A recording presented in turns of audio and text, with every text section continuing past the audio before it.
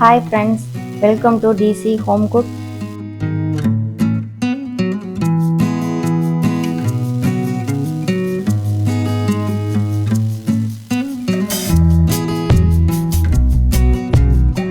இன்னைக்கு சுவையான கோபி மஞ்சூரியன் எப்படி செய்யறதுன்னு பார்க்கலாம்.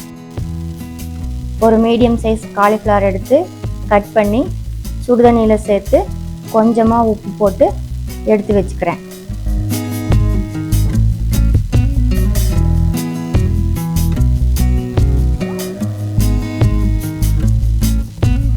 எடுத்து வச்சிருக்க காலிஃப்ளவரில் 1 ஸ்பூன் மிளகாய்த்தூள், 1/4 ஸ்பூன் ஒயிட் பெப்பர், இஞ்சி பூண்டு பேஸ்ட் 1 ஸ்பூன், கார்ன்ஃப்ளவர் 2 ஸ்பூன், மைதா 2 ஸ்பூன், தேவையான அளவு உப்பு சேர்த்து நல்லா மிக்ஸ் பண்ணிக்கோங்க.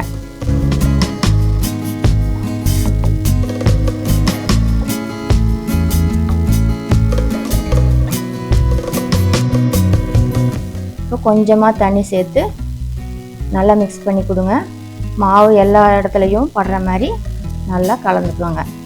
ஒரு பேனில் ஆயில் ஊற்றி சூடானதும் எடுத்து வச்சுருக்க காலிஃப்ளவரை போட்டு பொரிச்சு எடுத்துக்கோங்க.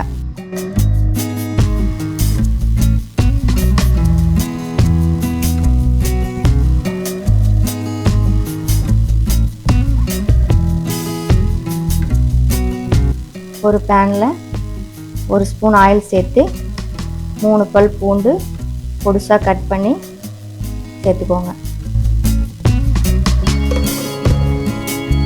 ஒரு சின்ன துண்டு இஞ்சி பொடிசாக கட் பண்ணி அதையும் அது கூட சேர்த்துக்கோங்க.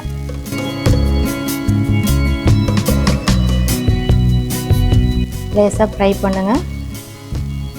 கொஞ்சமாக ஃப்ரை ஆனதும் 2 பெரிய வெங்காயம் அதையும் பொடியாக கட் பண்ணி சேர்த்துக்கோங்க. அது கூடவே பாதி குடமிளகாய் அதையும் பொடியாக கட் பண்ணி சேர்த்துக்கோங்க.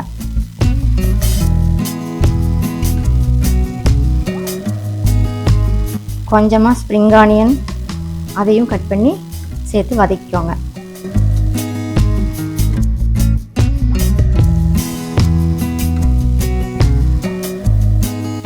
ஒரு ஸ்பூன் மிளகாய்த்தூள் சேர்த்து கூடவே soya sauce 1 spoon, tomato sauce 1 spoon, chilli sauce 1 spoon, vinegar 1/2 spoon சேர்த்து அப்படியே மிக்ஸ் பண்ணிக்கோங்க.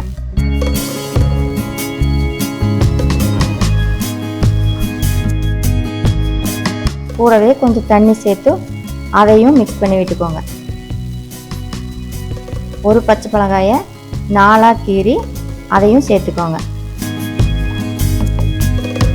கார்ன்ஃப்ளவர் 2 ஸ்பூன் தண்ணியில் கலந்து இது கூட சேர்த்துக்கோங்க. நல்லா மிக்ஸ் பண்ணி விடுங்க. கிரேவி பதம் வந்ததுமே பொரிச்சு வச்சுக்கிற காலிஃப்ளவர் சேர்த்து நல்லா மிக்ஸ் பண்ணி கொடுங்க. அது கூடவே பெரிய க்யூபாக கட் பண்ணி வச்சுருக்கிற குடமிளகா வெங்காயம் சேர்த்து கலந்து விட்டால் சுவையான கோபி மஞ்சூரியன் ரெடி. இதே மாதிரி நீங்களும் உங்கள் வீட்டில் செஞ்சு பார்த்துட்டு எப்படி இருக்குன்னு கமெண்ட்டில் சொல்லுங்கள்.